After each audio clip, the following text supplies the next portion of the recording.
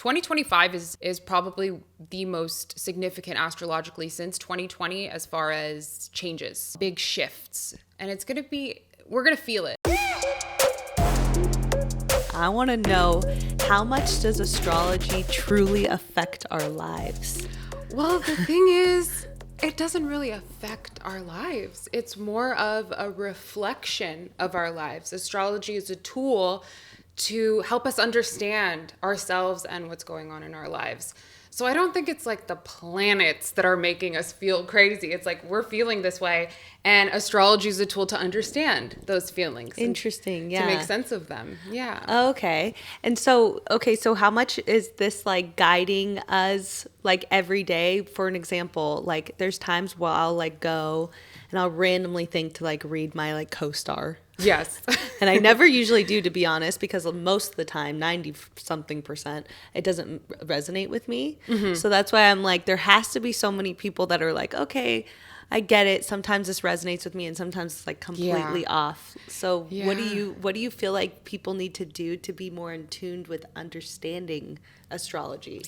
Well, you definitely need to get your whole birth chart on hand and understand all of your placements. And when you're looking at your horoscope, I would say look at your rising sign more than your sun sign, because it correlates with where the planets are in the sky in relation to your birth chart. So I'd say do that and get to know your chart, because a lot of horoscopes are very generalized and they do help. They help you understand yourself and what's going on, but you have to know like, okay, well, today Saturn is aligned with my moon and that's why I'm so depressed. So it does help to know where all the placements are. Yeah. Okay. Mm-hmm. And I know that there's like been a big push, because I follow a lot of astrology people. There's been a big push around eclipses, and then April, and now we're in April. And then, so what is like the shift that's coming on from April going into summer that you would say many people will feel or go through? This year is crazy because so many outer planets are moving into new signs. So many planets are shifting. Like the energy is completely shifting because we had Neptune move into Aries, Saturn is moving into Aries, Uranus is going into Gemini for the first time in 84 years.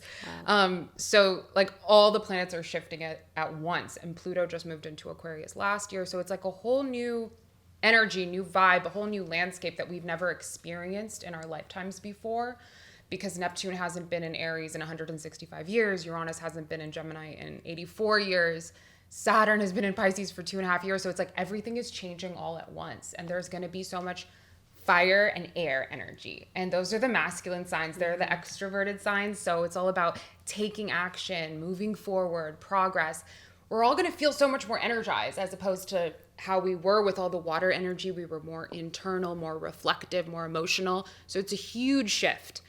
And eclipses happen every year, and they're just the biggest catalyst for change in astrology. They bring about fated changes in our lives. Things realign. Like if you've been really off with your path and your purpose, all of a sudden something will happen to kind of wake you up and put you back on your soul's intended path.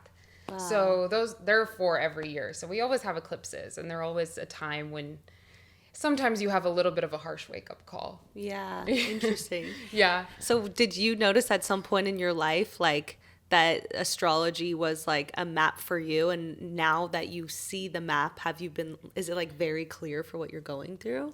Oh like when God. You look at it? Yeah, so much so. So like, sorry.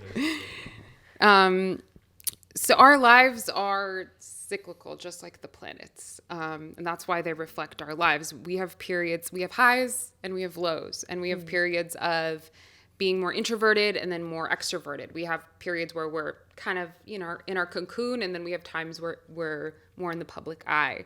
So there was a huge shift for me in 2020 when I started studying astrology. There was this big alignment of Jupiter and Saturn. And for me, those two planets went above the horizon. And anytime you have planets above the horizon, you're meant to be seen. And you get more of a response from the outer world. Like people see you, they recognize you, and things are not so internal anymore. And I didn't even really know this was happening because I just started studying astrology. But looking back, I'm like, wow, those two planets went above the horizon. And people started noticing me and noticing my efforts that I was putting out into the world, because I was working on stuff for so many years, but it was like nothing was coming into fruition, and no one seemed to care. No one seemed to notice. And then all of a sudden people were like, hey, I love your astrology stuff. And I'm like, finally, someone noticed my effort. So it's like working with the cycles of your life and knowing that, okay, this is a time when I need to work on my inner self. And then when things get high in your chart and above the horizon, you're meant to be seen. So it's working with that energy. That's really cool. And not working against it. I have to look at your chart. Yeah.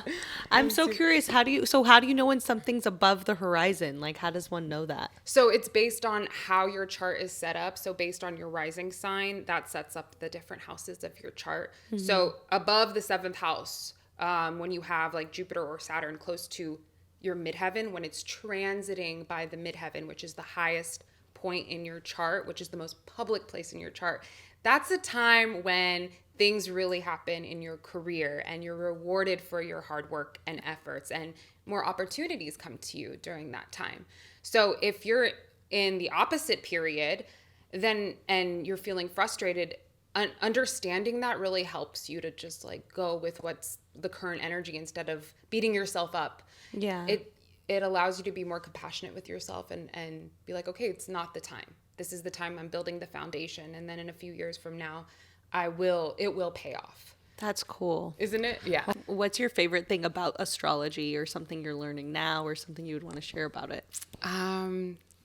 It's just, well, as a Gemini, it's like a never ending study. So it feeds my curiosity. And my mind is always blown because I'm always learning something new, and I'm always reading and stimulating the mind. Like I was missing that. I was missing learning about something. So I love that you're always uncovering new layers and new depths of it, and that it made me more compassionate towards others, less judgmental actually. And you would think it'd be the opposite, but I'm actually like, if someone's like super emotional around me, instead of judging them, I'm like, well, they have a Pisces moon conjunct Pluto or opposite Pluto, like, and I'm more understanding. Yeah, that's awesome. Yeah. Okay, so let's go into like things that happen with different signs, maybe like strengths and weaknesses for people that might have different moon signs that could affect them, like whether someone might only know their sun sign, and then once they look at their birth chart, they see their moon sign. Let's go into like some of the different moon signs and what that means to have that moon sign. Okay. Yeah. Well, so the moon is what you need to feel emotionally happy and nurtured. So your sun sign is more of your personality and where you shine in the outer world, your career path, but the moon sign is very personal, internal, deep, and emotional. So there are definitely some moon signs that are tougher than others. Some are easy. Like, for example, Cancer moon. The moon loves to be in Cancer because the moon rules Cancer, and Cancer is a nurturing, emotional sign, and the moon is always changing, and Cancer is always changing, and emotions are always changing, and Cancer can feel the full range of emotions. But then if you have your moon in a sign like Capricorn, which is the opposite of Cancer, Capricorn has the tendency to suppress their emotions in order to get the job done. They want to work, and they see their emotions as hindrances, as something that stands in the way of them being successful. So the moon is not so happy there because we all feel. But we all feel in different ways. And the healthiest way is to allow ourselves to have those emotions and to have a good cry if we need to and just release. But there's other signs that push their emotions away, like Capricorn. And then there's Scorpio moon, which feels things a little bit too intensely. And they could end up holding on to things for too long.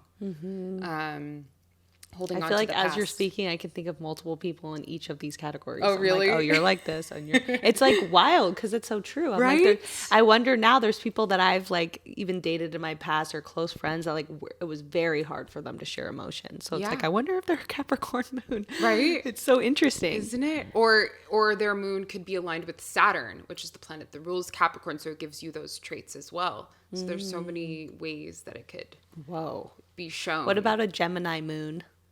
Well, I can tell you plenty about that. Yeah. So Gemini moon. So the moon is our emotions, and Gemini is the sign of communication and speaking. So Gemini moons have to talk about what they're feeling. Otherwise, they can't process their emotions. Like, they intellectualize their emotions. They analyze their feelings. They want to put it into words. They need to verbalize it. And they talk too much. They talk a lot. And yeah, sometimes other people don't understand. They're like, why are they telling me all this stuff? But it's like, we need to say what we feel. Mm-hmm. I'm so annoying. Like, I'm like, I'm happy today. Like, I have to say it out loud. I feel bad today. Like, I'm like, my knee hurts. Like, I just have to verbalize everything that's going on inside. Wow. And I know it's annoying for other people, but that's why they should learn astrology to be more compassionate. Wow, that's so interesting. What about Libra moon? Oh, the moon is happy in Libra. Okay. Because Libra is a sign of relationships and harmony and balance and beauty. So a Libra moon can have a very balanced emotional life, thrive in partnership and in union. So that's a nice placement for the moon. The moon is happy there. Aquarius. They're very innovative, but they're a little... That's why I can't understand how that would be as a moon sign. It's like, it's weird because they're not super emotional. They're a little bit detached from their emotions. Because Aquarius is also ruled by Saturn. So they're known to be as aloof or distant. They still feel, but they're another sign that intellectualizes the emotions. That's why it was so funny. I used to only read about Aquarius because I'm an Aquarius sun. And then I would hear the aloof, not in touch with my feelings thing, and I'd be like, I'm so emotional inside. So it took me years to realize that we have a moon sign, and I'm a Pisces moon, and I'm so emotional inwardly. I bet. So that's why then everything made sense. So I was like, okay, I have this innovative side, which is the Aquarius, but inside I'm so emotional because of the Pisces. So it's like you can't just know one. You have to know them all. Exactly. And that's why a lot of people they write off astrology so quickly because they're like, I don't relate to this at all. But then they find out their moon sign and it's like a whole nother world opens up to them. Yes. I didn't have that because my sun and moon are the same. So I'm a Gemini sun and moon. So I'm like Gemini to the core. But that's crazy. Yeah. Oh, wow. That's so interesting. I never thought about that people can have that. That's so it's cool. A lot. It's a lot. It keeps me up at night. That's for sure. That's so cool. Yeah. And then why is Pluto such an important part of people? Well, Pluto is the slowest moving planet, and it takes 15 to 20 years to change signs. So Pluto defines a whole generation. Wow. Like millennials, they're part of the Pluto and Scorpio generation. So we're really deep. We're all about shadow work and inner child healing and which we are. Right? Holy our shit. generation what was the previous one?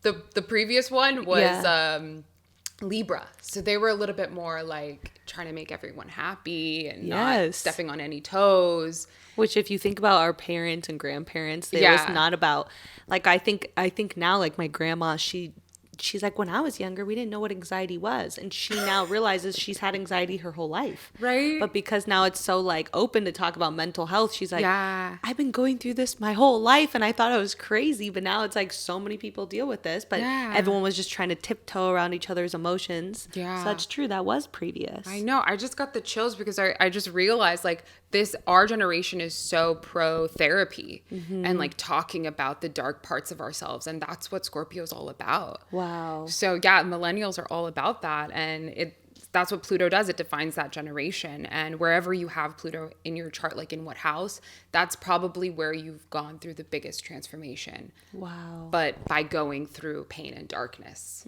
that's what Pluto is all about. It's about it's the planet of transformation. So it's like the phoenix rising from the ashes. It's where you've dealt with the most trauma or pain. Wow. But you've had the biggest glow up as well. That's cool. Yeah. What is the next generation's Well, now it's an Aquarius. So it's an we Aquarius. Can only imagine what those kids are going to be like. They're going to be like robots. Yeah. Totally disconnected from their emotions. And it's kind of weird. I feel like we're moving in that direction, you know? That's with the rise of AI and people not talking to each other face to face as much anymore and people being socially awkward. And oh my gosh. And just constantly thinking about the future and innovating and yeah. Whoa. So these are weird times. Like, That's crazy. That's so yeah, interesting. I feel like it's very possible that we could just all of us could become more robotic and disconnected from our feelings, just because of how things are and with technology and everything. So it's kind of scary, but I think that's the thing. It's like, that's what's going to cause a wake up call. And that's what Pluto is. Like, Pluto goes into the darkness, into the shadows, so that you can have this awakening and transformation. Wow. And come out on the other side of that, maybe more emotionally connected. Mm-hmm. So it's about facing the darkness, really, which is why I love Pluto, because I think that that's super important in life. For sure. And hopefully, at least now that social media is pushing so much mental health, like the younger generation is watching this and growing up seeing this. And so hopefully we influence them somewhat. Yeah. To not be afraid of the dark, and to be okay with not being okay, and accepting all of your emotions instead of running from them or numbing yourself or distracting yourself. Yeah. Because you need to feel to heal. So true. I'm like, literally, the older I get, the more I realize, like, the whole purpose of life is to look at our pains, face them, feel them, so that you can move through them. Because if you don't, then you're just carrying it with you everywhere. Yes. And it's like, this is literally like our whole job is like, everything is reflecting back to us to show us the things we have not healed. And it's like such a scary thing to have to do that. Like, oh, okay, here I have to go feel this pain and this something I've been trying not to face by like numbing it out with TV or going from relationship to relationship, scared to be single. Like, all these things could be from us not wanting to face ourselves. But that's like our whole journey in life, is to do that so we can like shed and become our greatest version and be happy and fulfilled and whole. Yeah. So it's interesting. Yeah, and if you don't face it, it doesn't go away. It manifests in other ways, whether it's addiction, depression, anger, you isolating yourself. Like, it's always going to manifest. That energy doesn't leave. The only way that you can release the energy or it goes away is by facing it head on, is going towards it instead of running from it. Because when you run away from it, it ends up chasing you, and it gets more intense. So... yeah, that's what my book is about. It's about the light and the dark of each sign. And I love that. yeah, me too. It's about each of them facing their darkest parts so that they can integrate them and become more whole, like you were saying. And to not feel shame or guilt or judge yourself for the darkness, because it's within all of us, and we should be more. We were born with it. Yeah. Yeah, that's what true. Life is. It's a school. Yeah, it's cool. Yeah, that'll be a really good book. Life is a school. That'll be my next one. I was just saying your book in general, but yes, that's a good title too. That's a great title. The title is actually Born to Transform. Oh, that's great. Yes, that's a good title. Pluto inspired it. That's great. Yeah. So yeah. So what could people expect going into now with like, where are the planets heading in May, June, July? Like, what can people expect moving forward? So many changes, which I'm excited about because I'm Gemini, so I love change. But we have Saturn is moving into Aries. Neptune just went into Aries for the first time in 165 years. And Aries is a pretty hardcore sign. It's a very militant sign. It's the warrior sign. It's ruled by Mars, the planet of aggression. So, but it's also passion and action. So we'll definitely feel more energized with this huge shift of Neptune moving into Aries and then Saturn moving into Aries. You know, last time Neptune went into Aries, the Civil War started 165 years ago, which was, you know, very intense at the time. Scary. But people were kind of behind it. Like, they were all for war at that time. So I think people's perspectives might even shift. Like, we'll start idealizing or glamorizing the warrior type, strong people. Because Neptune was in Pisces for the past 14 years, and we kind of idealize the guru, spiritual types, the soft healers. But now the perspective is shifting with all this Aryan energy. It's also the first sign of the zodiac, so it's all about new beginnings, starting something new. It's a completely new vibe. And then we have Uranus moving into Gemini for the first time in 84 years. Whoa. So it's like things are going to be moving so fast. Uranus was in Taurus for the past 8 years, and Uranus is the planet of unexpected change and surprises, and Gemini loves that. So Gemini is going to propel all these changes forward. Taurus is very resistant to change. So Uranus kind of struggled there, and it was like fighting against the Taurian energy to move forward. But with Gemini, it's going to be like boom, boom, boom. And communication, Gemini is all about communication. So we're going to be communicating in different ways. Technology is going to go crazy. Transportation, like flying cars, possibly. But like we're going to be experimenting with that kind of stuff. And because it's air is everywhere all at once. So the changes are going to be super rapid. 2025 is probably the most significant astrologically since 2020 as far as changes. Wow. Big shifts. And we're going to feel it. I don't know if you're feeling it already, but this whole year has been kind of off to a slow start. But starting end of April, May, things are going to start picking up a little bit. Oh, okay. Interesting. Yeah, I did feel like it was off to a slow start. It was and everyone's slow. like, 2025 is going to be amazing. I'm like, I don't really notice the difference. Right. But yeah, that's interesting. Yeah, because we had so many retrogrades. We had Mars retrograde, Venus retrograde. We just got out of a Mercury retrograde. Things are going to pick up. They have to. Yeah. Because I'm looking forward to all the changes. Some signs are more resistant to change, like I said, but I think I'm ready for it. So we'll see how it unfolds. Because by the end of this year, these outer planets are going to be in new areas in the sky where they haven't been together in our lifetimes. So we're going to be in a whole new territory. Amazing. That's awesome. What's the common misconception about Geminis? That they have two faces, but really they have like 10. They're just, every day they wake up a new person. They feel a new energy. They are mutable signs. So that means that they fall at the end of the season when the season's changing. So they thrive on change. They thrive on newness, on excitability. They want variety. They get bored really easily. So they're always adapting, and they're super flexible. So they kind of adapt to their environment. So if they're in a certain environment, they can make friends with anyone. But it's very inconsistent and sometimes unreliable. You never know what you're going to get with a Gemini, but that's why it's always a good time. It's like the best time. So it's fun. But for the Gemini, personally, being a Gemini, I would know this, it could be a lot because there's so much going on up here and it's constant because we always want to have new experiences. We always want to be stimulated. So we're always looking for that thing. And when it comes to being present and stillness, we struggle with that. And being in the physical, because air signs are really, they live in the head. They live in the mind. So sometimes they're very disconnected from the physical reality in the present moment, which could be really hard. So Geminis could really benefit from learning to meditate, breathing, because they're air signs. So the breath is really important for them. And just slowing down a little bit because they're all over the place, but they are a good time. So there's that.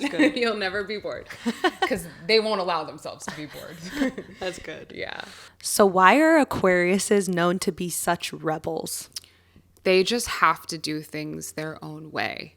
They're also air signs, so they're really in their head. So they're in the land of ideas, but their minds are working so quickly that they're one step ahead of everyone else. So they kind of see what other people don't see.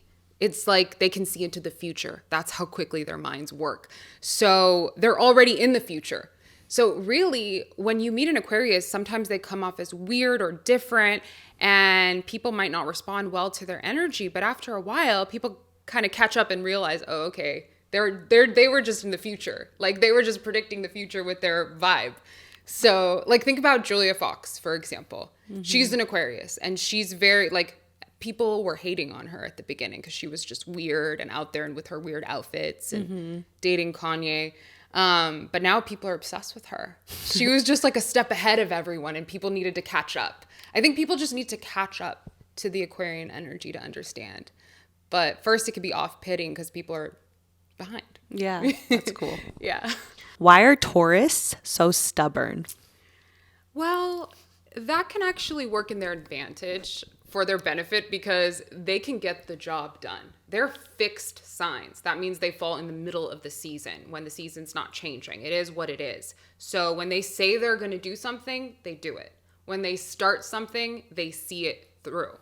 But that also makes them very against and fearful of change. They don't want to embrace change. So that could translate as being stubborn, but it's just because they've made a decision and they want to stick to it, which makes them very reliable. But also if they need to be flexible, like if plans change, it really annoys them.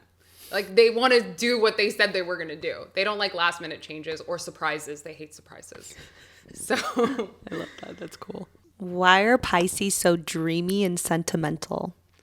Because they are connected to everything that's beyond the physical. They're one of the most psychic signs. They can feel subtle energies, the unseen energies. They feel vibes.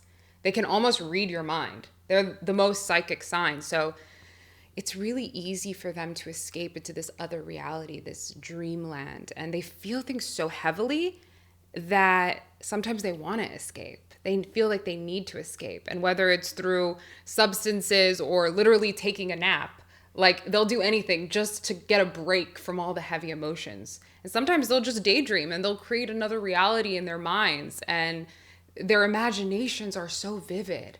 And that's why they're such amazing artists, because they can create other worlds in their head. But they have to do that sometimes because life gets too heavy for them because they're so sensitive. So they escape to this fantasy reality that they create in their minds. That's me. I feel the same way. Oh, yeah. That's perfect for me. That's amazing. If you create art, it can be so beautiful. Yeah. Yeah, that's so true. Why do people barely speak about Libras? I feel like Libra is easily forgotten just because they're always trying to make everyone happy. They're a little bit of people pleasers. So they just kind of go with what everyone else is doing just to satisfy people instead of standing up for themselves and really asserting themselves. I think they have trouble with that. Aries, their opposite sign, they're all about putting themselves first and standing up for themselves. While Libra is like, they just want to keep the peace. They want to keep the harmony. So they're going to do whatever it takes to do that. So that's why they don't stand out as much. They're also the sign of relationships, and they thrive in partnerships. So they don't stand out by themselves as much as, say, an Aries, which you will notice when an Aries walks into a room. They're loud. What should we all know about an Aries? They mean well.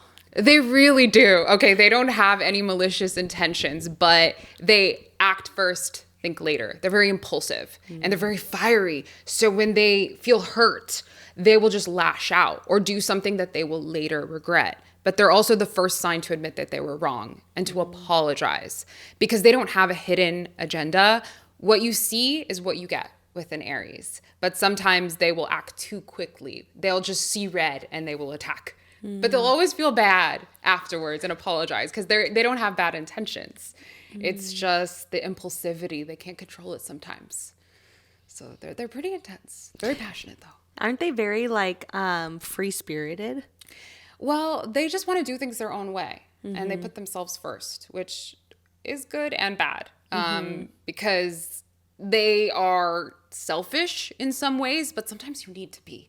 Sometimes you need to put yourself first, and they're not afraid to speak up for themselves or put their foot down or stand up for themselves, which is really good energy to have, unless you're trampling over a poor water sign, because yeah, that could be painful. So explain to us water, fire, earth, and air signs and how that can affect your sign depending on the element you're in. Well, each element experiences the world differently. It's like we're all in different dimensions. And if you have a lot of planets in one element, you're going to really be experiencing the world that way. For example, if you have a lot of water in your chart, you're experiencing the world through your feelings, through your emotions, through psychic impulses, through subtle hints from the universe. And that's how you're navigating the world. That's me. Through the emotional world. Yeah. My whole world. Emotions. And then I try to explain it to people and then they're like, what are you talking about? But it's also intuitive. You have a very strong intuition, which you should always trust. Never disregard it. I would follow your intuition before your mind every day. Yeah. And then there's Earth, and Earth signs have an advantage because we are on Earth. So they know how to navigate the physical and the material world. They understand what it takes to build something in the material world. They know what the rules are, and they're willing to play by the rules, and they understand structure, discipline, patience. They understand how this world works. So they're very grounded. They're practical. You can count on them. But sometimes they get bogged down in that energy, and they have less access to, mystical, magical realms and their emotions and things like that. But it's funny because I dated someone that's a Capricorn, and I'm like the mystical, and then they're like the practical, and it was not meshing. Well, sometimes it could be a good balance, though. I was always just like, I didn't love that, it's just nice every once in a while to escape with someone you love when you are very emotional. Exactly. Like, let's just throw away the material world for a little bit and daydream about something, like it makes life fun, I guess, for me, but not for them. Yeah. So it's like so interesting when you're saying that, like they are such that was such an earth person. Yeah. They navigate the world through what they can see, through their senses, through what's tangible. And then when something is beyond tangible, they don't have as much access to it, and which includes emotions and intuition. So they have to work. If you have a lot of Earth, you have to work on staying connected to those emotions and your intuitive impulses, because we all have them. But some elements don't access them as easily. And then there's air, which navigates the world through the mind. So they're always analyzing things. They're thinking things through. They're coming up with ideas. They're really intelligent. They're amazing to have a conversation with. They can talk to anyone about anything. They're very social. But if you have a lot of air energy, it can really disconnect you from the physical, from your physical body, from your emotions as well. It can make you cold or distant, or it can make you anxious and just not in the here and now, which causes other problems. So it's all about balance. If you have too much of one element, it can throw you off a little bit. Wow. And then there's fire. They navigate the world through taking action, through doing, through moving through the world, through their passion and excitement and enthusiasm. So they're really fun to be around, and they will get things done. They're very physical. They're very active. They lead with their heart. They're very passionate, but sometimes they can get burnt out because they do too much and they get too excited, and sometimes they're too impulsive or too spontaneous, and they don't take the time to consider their actions and how they affect others. So all of them have advantages and disadvantages. The best is when you have a little bit of everything sprinkled around, then you're really lucky. Yes. Wow. So you kind of look at your birth chart, see all your signs, and then look at what elements each sign is, and then maybe see like, oh shoot, I have a ton of air, or I have a ton of fire. And then kind of you then understand how to like work with yourself and what you need to make more of your strength. Like you're saying, if you're air and you're always in your head, now you have to focus on breathing and trying to get yourself more present and those things. So that's interesting. Yeah. You can always create that balance through your awareness of your own chart. For example, me, I have mostly air. And sometimes it's hard for me to fall asleep. It's hard for me to relax. I'll overthink things, and that could be very exhausting. So for me, if I just meditate for 10 minutes every morning, it's a game changer. Wow. My whole life has changed since I started doing that. It's just one small thing, because it slows my mind down at the beginning of the day, which dictates how the rest of my day goes. Instead of like... You're speaking to me. I'm like, I feel like I have a feeling I have so much air. Yeah, well, you do. Oh, you do. I do. I'm like, damn. I know I the Aquarius, but I'm like, I wonder if it's a lot more in other... Because I have the water sign Pisces. Yes. But I just have a feeling I have a lot of air after hearing you say that. Yeah, you get it. I appreciate you so much for coming on. You have so much exciting things going on. So tell everyone about where they can find the app and like how that can help them. Sure. And then tell them about your book and where they can find you on social media. Okay, great. Yeah, the app is available in the App Store and on Google Play. It's called Astrobella. You can get your birth chart on there, the description of all your planetary placements, what's currently going on in your life, the current energies, where the planets are currently, transit calendar of what's going on every single day of the month, where the planets are, where they're moving into and out of. And it's a lot of fun. It's really cool. And you can get a lot of insight on your chart your compatibility with others as well, and see how your planets align, which really helps in dating. So there's that, which is a lot of fun. And then I have my book coming out on October 28th. It's called Born to Transform, and it's all about the light and the dark of each zodiac sign and how they can use their dark to find their greatest power. By facing the darkness within them, they can actually transmute it and come out so much more powerful on the other side. And it's all about evolving and becoming better. And it's a book about healing too. And healing your pain and not being ashamed of your pain and not judging yourself for your pain and accepting all parts of yourself, the good, the bad, and the ugly. So it's more than an astrology book. I love that. Yeah. That's powerful. Thank you. And then where could everyone find you on social media? It's Astrobellaluna. I love that. my It's so handle. beautiful. Oh, thank you. Thank you so much for coming on. Thank You're you so for great. having me. I know This was everyone's so gonna love much this episode. fun. I know. I wish I could talk to you all day. Yeah. This is amazing. Thank you. Thank you. You are too. That was so fun. Yes. Please comment. Let me know what parts you loved the most and tell me what you want me to speak about next. I read them all. I respond to you all. And please subscribe. This means the most to me to come on here each week and connect with you all. I love you so much. And as you know, I come back every week. So I'll see you soon.